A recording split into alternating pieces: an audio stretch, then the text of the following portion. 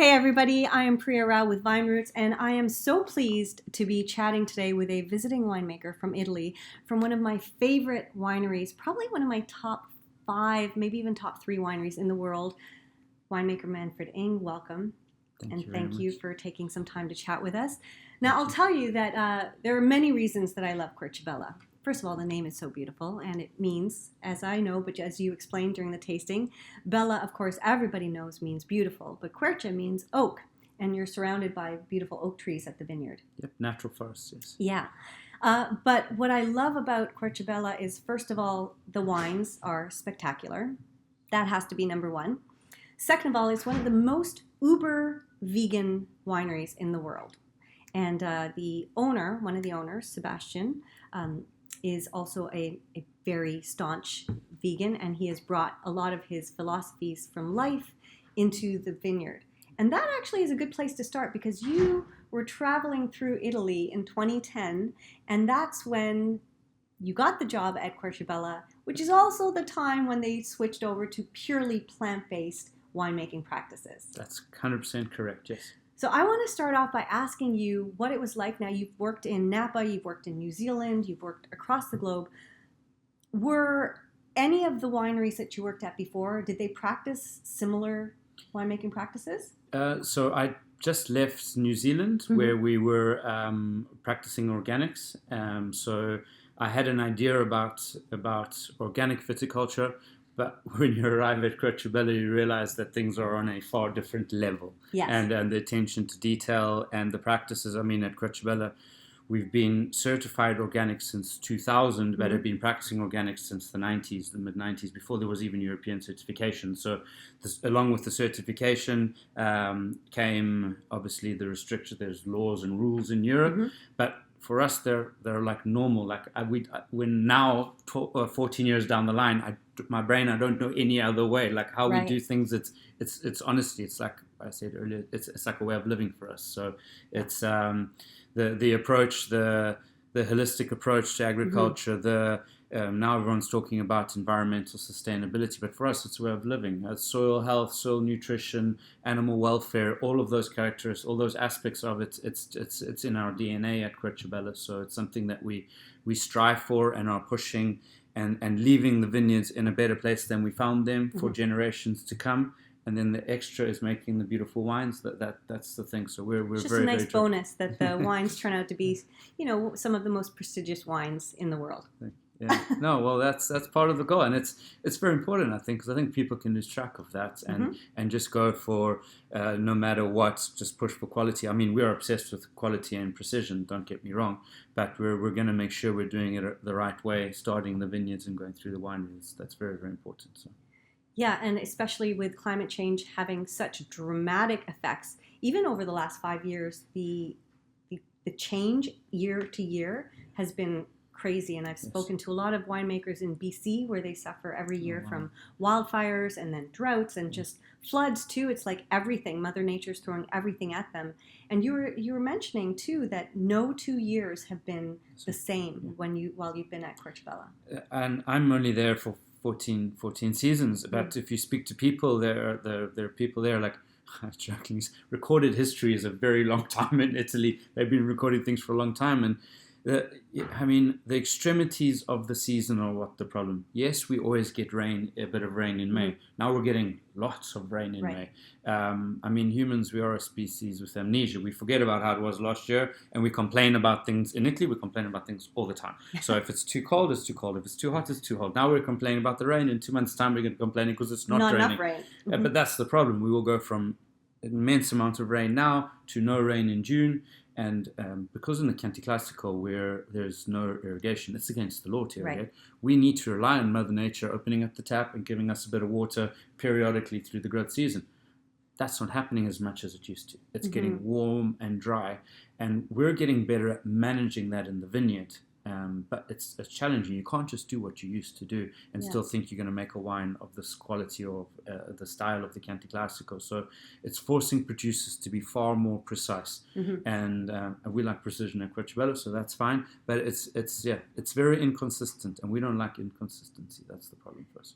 Yeah, and there's so many things that you mentioned in the chat. Like we were just at a Tudor tasting here, which was super enlightening. Your use of cover crops, how many different vineyards you have, and they're in different parts of Tuscany, and so the soil is different. In so many of them, the soil is completely different. So you have to deal with different set of Variables. parameters. Yes. In every vineyard. There's so many different things going on in each vineyard site, on each hillside, in each little village. I mean, where our winery is situated, we're in Grevin Chianti, so that's where the mothership is, the winery. And then we have vineyards in 3 different villages. So going 4 kilometers south, we have vineyards in Rada, and a few up in the hills in Lamole. So all of these different sites, it's 4 kilometers, it take you 40 minutes to drive, 45 minutes, take you 2 hours in a tractor. Right. So managing each of these vineyard sites, we have an amazing vineyard team.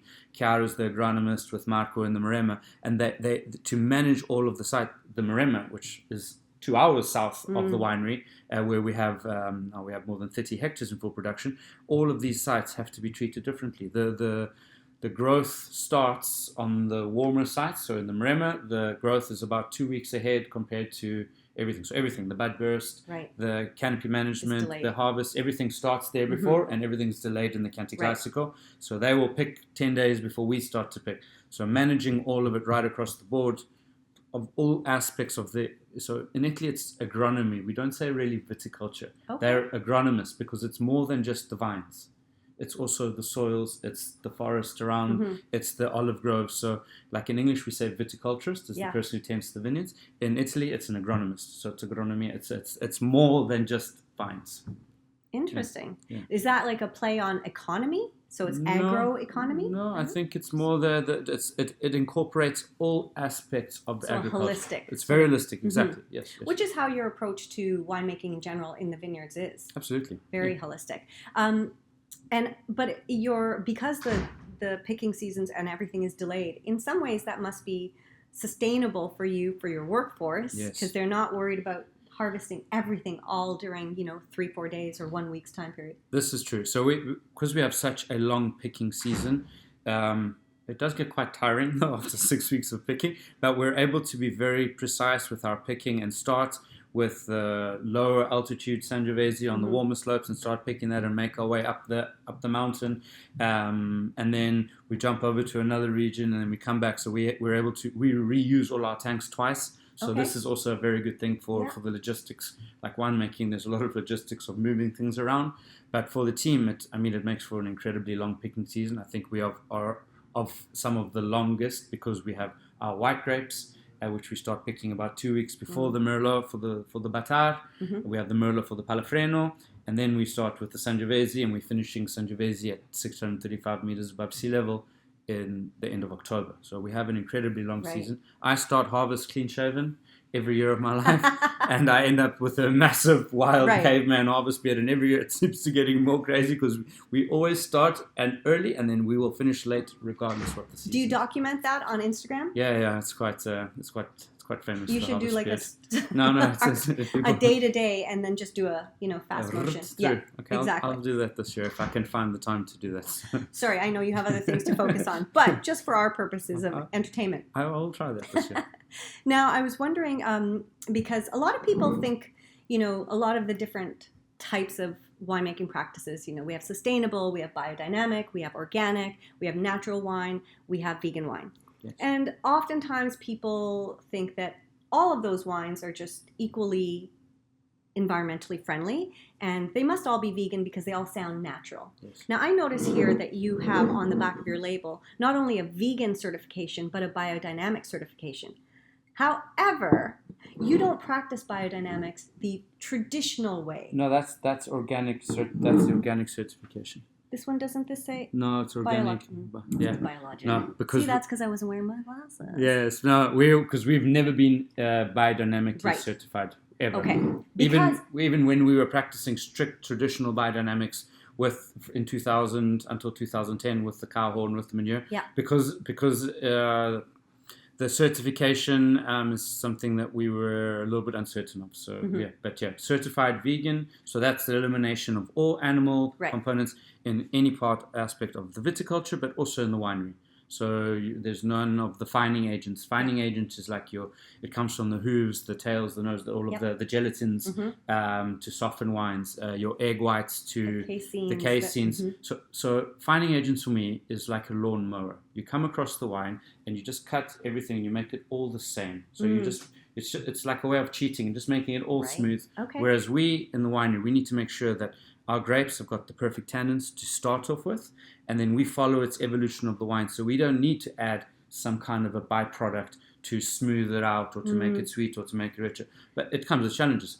The glue that we have on our labels has also got no casein in it. So glue, casein. Yes, yeah, because you are, and this is what I mean about Querciabella being uber vegan, because there are so many stages to how vegan is your wine. Is it just the juice in the bottle, which is, as you're saying, not using any fining agents? Is it the use of glue on the labels or wax on the seals? And then what about in the vineyard? Like, in the vineyards, yes. Are you using manures? But you use green manure. So can you tell us what that means? So for Querciabella, in this whole holistic approach, for us, it's the sustainability is very, very important. The environmental sustainability now that everyone is talking about, but that's what we do. Like it's how can we improve the soil health? Right. How can we make a better environment? And I don't want to sound esoteric in saying, how can there be better life in the vineyards? And that's with our cover crops that we're using. So we have many different types of cover crops. There's up to up to 30 different seeds, different types of legumes, which are your peas and your beans. And like 10 or 12 different kinds of clover. Yes. All of which have beautiful, different colored flowers and different looking flowers. I didn't know there were so many types of clover. Me neither, until I got to Querciabella. But what's beautiful about some of those clovers is some of them are more tougher in certain conditions. Others flower earlier and later. But so clovers, they have the beautiful flowers, which I joke and say is great for Instagram photos. But it's also great because the birds and the bees, the insects, the pollinators, these are pollinators. We need to help bees on Earth. It's very, very important. So getting these different clovers, and you've got these pollinators that they're coming in, and it's a happier environment. So without sounding like a hippie or all the rest, it's a better environment for the animals. It's very, very important for us. And then we have the brassicas, the spice leaf stuff, the wild rockets, the wild the rapeseed, they're very good for soil health. We've got the grains. We need to capture the rainfall also during the growth season. So we need the cover crops, which is growing in between the rows. When it rains, if there was nothing in between the rows, the water would flow down the hill, go into the river, and make its way to the sea eventually. Right. We want to catch that rainfall in the springtime now, so that when it stops raining in June, when Mother Nature, she closed the tap, we have the water is down in the soil, so our vines can still grow and flourish. So this is very important for us. So that's so many uses of those cover crops, right? Not only are they so beautiful, of course, to look at, but they retain the water. So they hold that in the soil because, as you said, you cannot irrigate. Yes. And for vines anyways, too much irrigation is not good. Like, it's good for the vines to struggle. Absolutely. But you don't want drought, obviously. So this is the problem: is the vines, you want a vine to struggle. That's very important, and that's the problem.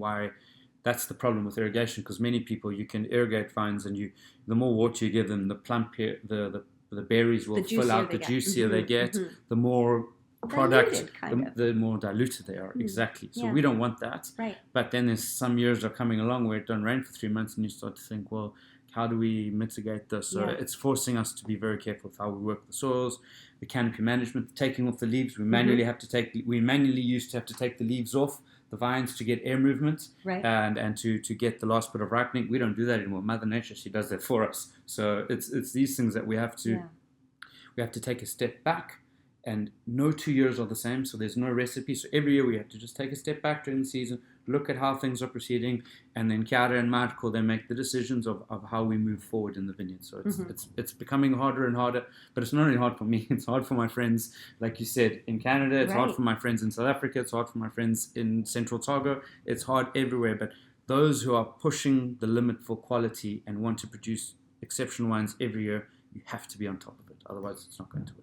Yeah, it's you cannot fight against Mother Nature, right? No, because she's going to do what she's going to do, and she's going to win, and we just have to adapt. Yes, absolutely. So some of the things that you're doing to adapt are really fascinating to me. Going back to the biodynamic, and you do practice biodynamics, but you have limited yourself, or like you've taken away some of the more animal-driven practices. So the cow horn preparation 500, right? Cow horn, filling cow horn with manure, putting that in the soil in the spring, and then taking it out after or during harvest.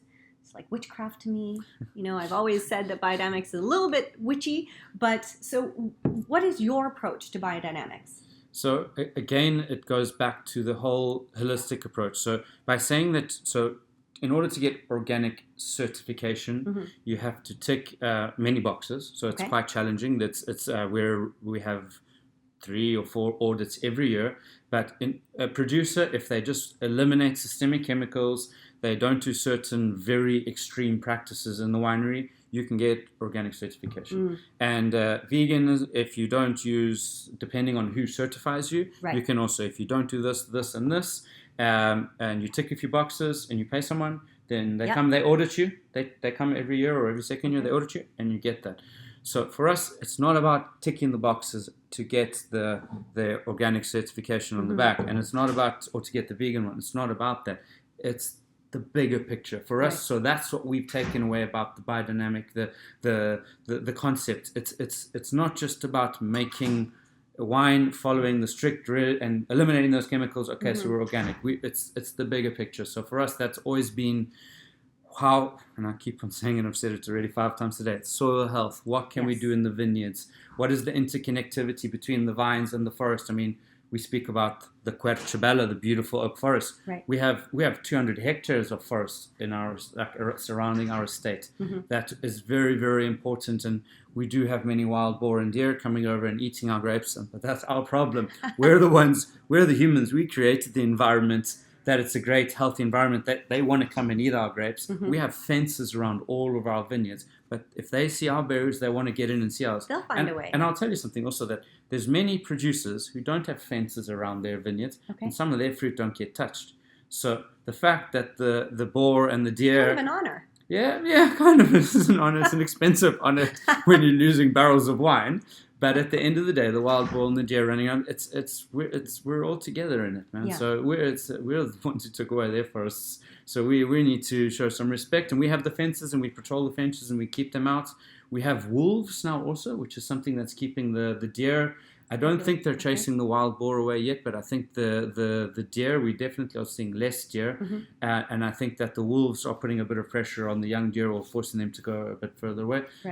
So yeah, we're all in it together. It's an ecosystem, right? Exactly. We are all in it together, and you take one thing out and you're going to mess with that ecosystem. And like you said, with the bees, like we really have to work for the bees. We all have to be planting flowers and produce that the bees want to come and nibble on, because as my mom says, even when I complain about they're eating my tomatoes, it's like, well, let them eat. They need to eat too.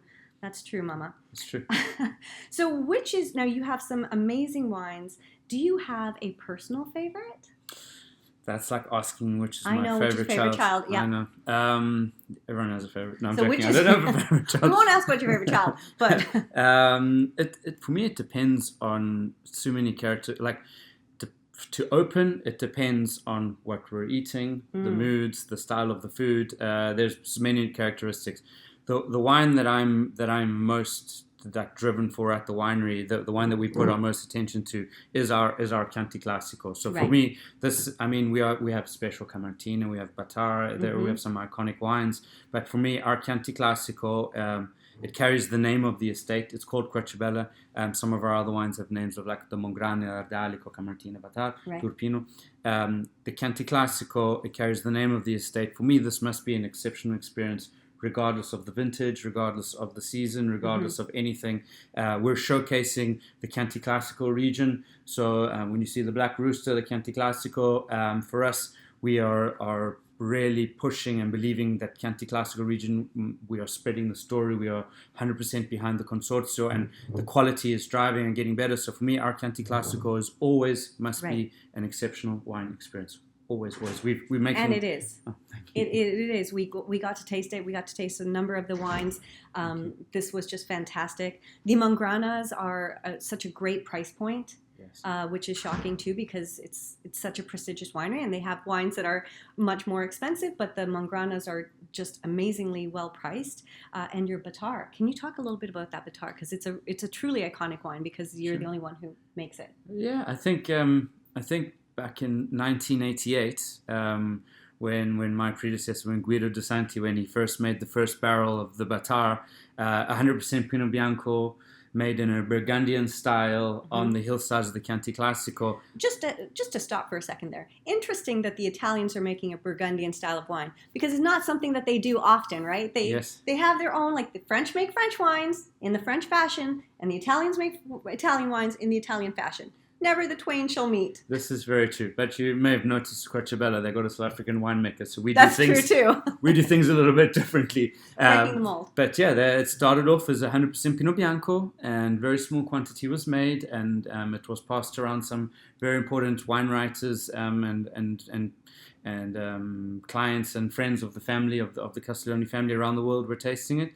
And people started to build a bit of excitement, and a bit of Chardonnay was introduced in 1992 vintage.